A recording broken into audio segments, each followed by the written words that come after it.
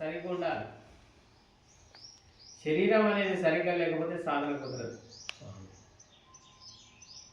అర్థమైందా? అంటే ఏమంటారు కదా, శరీరంలో కఫం ఉండద్దు, వాతం ఉండద్దు, పిత్తం ఉండద్దు, ఇలాంటివి ఉండద్దు అంటే ముందు శరీరాన్ని సరిగ్గా చేయాలి. శరీర కాయశుద్ధి జరిగితేనే ఆత్మశుద్ధి జరుగుతుంది. కాయశుద్ధి జరగకపోతే ఆత్మశుద్ధి జరగదు.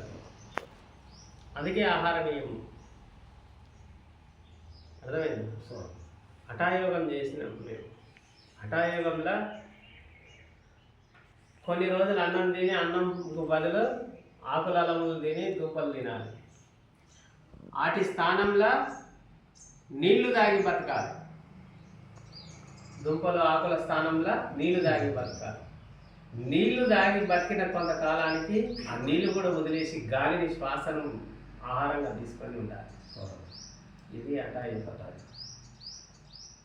హఠాయోగం చేసేటువంటి వారు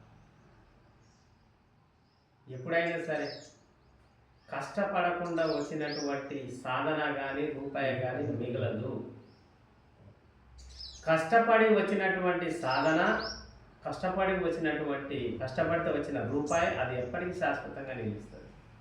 ఇది రెండే. తిరిగి రాని కూడా రెండే, ఒకటి మాట, రెండు ప్రాణాలు. ఈ నియమాల్ని ఎవడైతే పాటిస్తూ గురువు యొక్క ఆధీనంలో ఉంటాడో, గురువే సర్వం అనుకుంటాడో, వాడిని ఎంతకు మళ్ళీ చూడాల్సిన అవసరం లేదు జీవితంలో. ఇంకట్లా ముందుకు వెళ్ళిపోతూనే ఉంటాడు. అదనమాట. గురువు కలిగినటువంటి వాడి సంస్కారం వేరే ఉంటుంది, గురువు లేనటువంటి వాడి సంస్కారం వేరే ఉంటుంది.